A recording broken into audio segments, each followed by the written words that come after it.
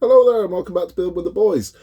It's at this time of year the same debate always rears its head. Now, you might find yourself amongst family and friends this Christmas, and this conversation might come up.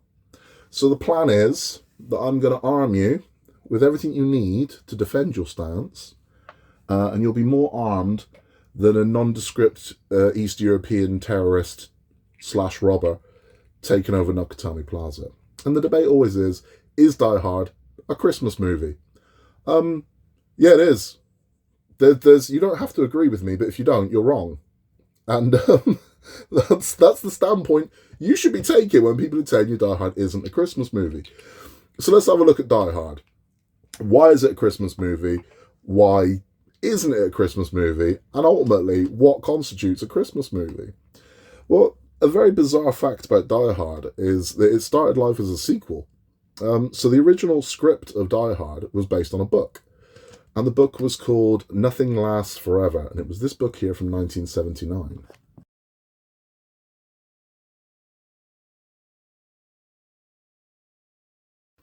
So that's the original book this is based on. And that book was a sequel to a book called The Detective. And The Detective came out in 1968. And that in itself was turned into a movie starring Frank Sinatra as Joe Leland. And that was the name of the main character in these books, Joe Leland. Nothing Lasts Forever was set 4 decades after The Detective. So the main character, which went on to become John McClane, is aging. He's old. He's in the 70s. And it's about basically an old man fighting against terrorists in a skyscraper. It's not the Nakatomi Plaza, it was the Claxon Oil Corporation of America. And they're not masquerading as terrorists to rob the place, they genuinely are terrorists.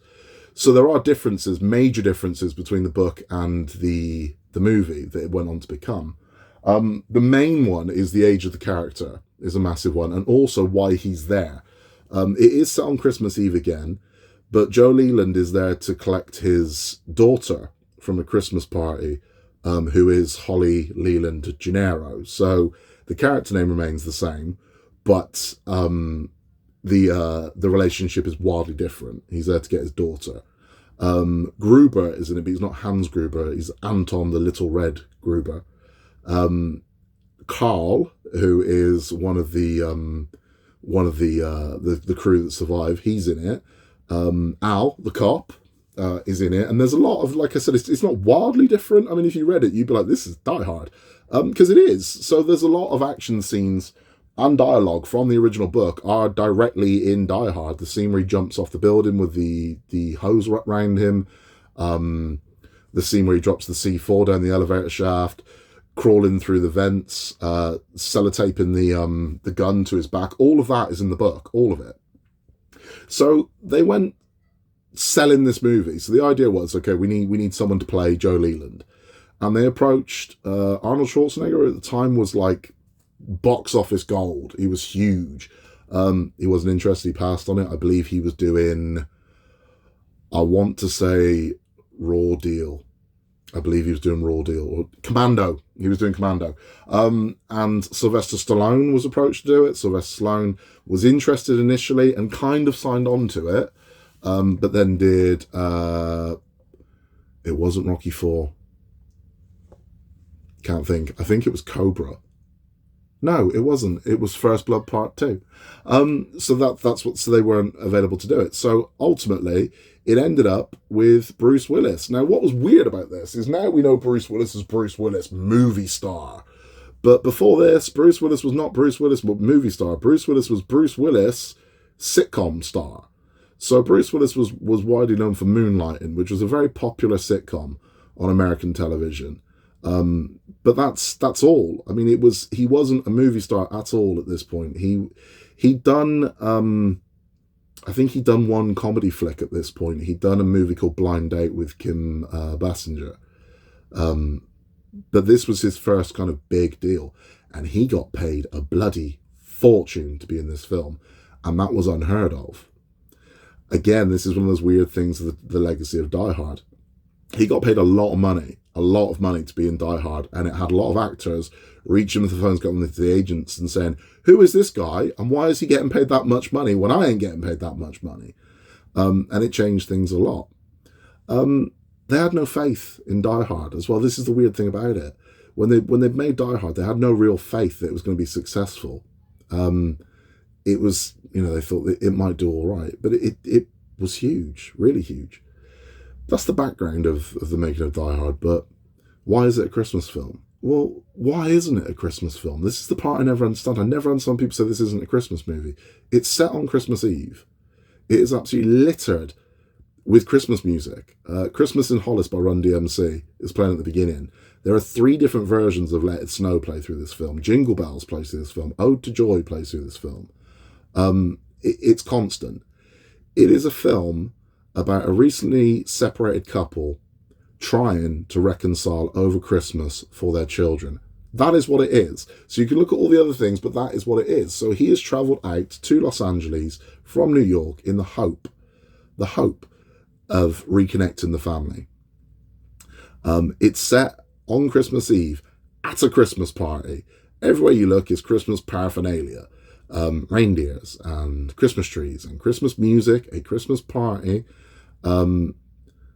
It's Christmas all over. I mean, even when he takes down the first of the thieves, Tony Vareski is the character's name, where he breaks his neck and he puts the Christmas hat on him and writes, I have a ho, ho, ho, now I have a machine gun too, and sends him down into the lobby. Some of my favourite scenes, the way Alan Rickman delivers that. Ho, ho, ho. It's amazing. Right, so how much Christmas stuff do you need in a movie for it to be a Christmas movie? And this is the point. When someone tells you Die Hard is not a Christmas movie, your immediate response, don't defend that it is, your immediate response is to ask them, what is your favourite Christmas movie? Right? Because I promise you, anybody who says Die Hard isn't a Christmas movie, I promise you, they will say their favourite Christmas movie is one of the following 3.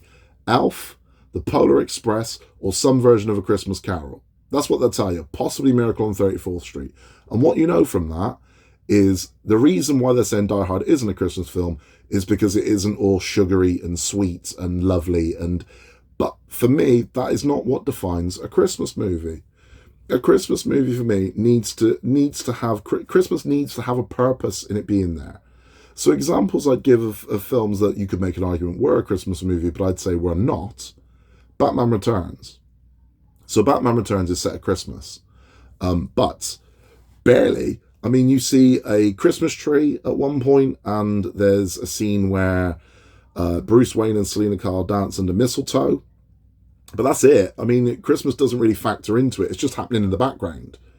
There's nothing else festive going on. It's about the Penguins' race to be mayor, and it's with the exception of the Christmas tree and a few lights. That's it. It doesn't involve Christmas. It's barely mentioned by any of the characters. So I'd say no, that isn't a Christmas movie. It might have Christmas in the background, but it's not a Christmas movie. Die Hard, however, the whole theme of the bloody movie is Christmas. It's going home for Christmas. It's trying to be with family at Christmas. It's set at a Christmas party. I mean, it's like, how much more do you need? And this is the thing, like I said, they'll say one of those 3 very sugary Christmas films. There's nothing wrong with those films. I like those films, but you can't dismiss a movie because you don't like it as being what it's from. An example of this is you can make the argument that Halloween is not a Halloween movie. It isn't. It might be set at Halloween, but that's it. That's the only link to Halloween it's got. There's the occasional pumpkin in it, but that's it. I mean, my mate here, Sam from Trick or Treat. Trick or Treat is a Halloween movie. It's a Halloween movie about Halloween. So that's a Halloween movie. But you can make an argument that Halloween is not a Halloween movie because it just happens to be set on Halloween night. And the bulk of what Michael Myers does takes place after midnight. So technically, it all happens on 1st of November. So, and again, another example of that, Friday the 13th. I think only 2 of the Friday the 13th films are actually set on Friday the 13th. But we won't go, well, they're not about Friday the 13th. You just won't. So, Die Hard 100% is a Christmas movie. It is, if you've got the stomach for it, which I think a lot of people don't, it has a lot of heart. It has a hell of a lot of heart. I mean, ultimately, He wants to save everyone. He wants to be with his wife. He wants to be with his kids. He's a man that's struggling. He's a man with a broken heart. Like when he first walks into reception and he sees that Holly McClane is Holly Gennaro, and it crushes him because she's not using his name. And you can see what's going on there, and the kids at home, and everything. Of course it's a Christmas movie, and I would ask someone to define a Christmas movie. If you are saying Die Hard is not a Christmas movie, define a Christmas movie. Because it would suggest to me that these people believe that unless it's about an elf or Santa Claus or a reindeer, a Christmas movie ain't. Which would then make me say Love Actually, not a Christmas movie. But it is. And this is my point. It's like, right, define it then. If you're going to say that isn't a Christmas movie, define what a Christmas movie is. And you know, typically they can't. And I mean, it's a very jaded way of looking at it, but me and my friends joke about this every year, where we say the moment Al the cop can kill again. It's one of the warmest, fluffiest Christmas moments.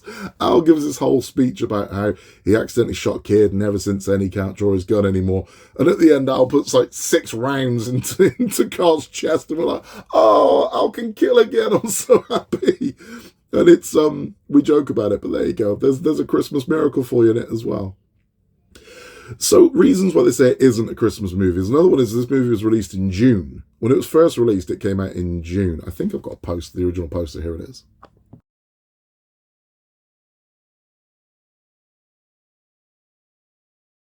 So it was released in the summer, and it was a really big deal. But that's a lot of why. Well, they didn't release it at Christmas. No, they released the VHS copy of it at Christmas though. So that's kind of, your rental market lasts a lot longer than your cinema market. So if you release a film at Christmas, you got to accept that your box office revenue, back then, box office revenue was a much bigger deal than it is now. But back then, your box office is limited to 4 weeks. That's it. You release a Christmas, no one's going to watch The Grinch in January, you know? So you're limited. So they were smart enough to release an action movie in June, and then have the video out in time for Christmas. So people rent it all over Christmas, because back then video rental was a big chunk of the money. Genius. So just because it was released in June doesn't stop it from being a Christmas film. Because that's like saying, well, if you release The Polar Express in March, it's not a Christmas film. Of course it is. Of course it is. So this is again, always ask them that. What's your favourite Christmas movie? Because they'll never say Gremlins, which is also a Christmas movie. But they'll always say something saccharine. And it's that. It's like, just because you don't like it doesn't stop it from being a Christmas film. Just because your definition of a Christmas film is not Die Hard. Whereas I would argue, till I was red in the face, it's 100% a Christmas movie. And it's not just a Christmas movie. In my opinion, it is the best Christmas movie. Because it's got everything there. It's got everything. It's got the warm, fuzzy moments. It's got a family reunited. It's got Alan Rickman being thrown off Nakatomi Plaza. It is 100% a Christmas movie. So stick to your guns, literally. When they come for you and say, it's not a Christmas movie, yes, it is. Yes, it is. And ask them, put the onus on them. You tell me why it isn't, and I'll tell you why it is. And there you go. And it's like, so you listen to what they're, and it'll be like, because it's mean, because it's horrible. So that doesn't stop it from being a Christmas movie. Doesn't. Because it is. It 100% is a Christmas movie. Anyway, that's all from us. I just wanted to give you the tools that you need to defend Die Hard this Christmas. We will have, funnily enough, we've got a little Die Hard Running Press mini coming up, and it is proper gorgeous. So look out for that. That'll be up either tomorrow or the day after. That's all from me. In a world where you can be anything at all, just be nice. Please remember to like and subscribe. And remember, Die Hard is a Christmas movie. We will catch you on the next one.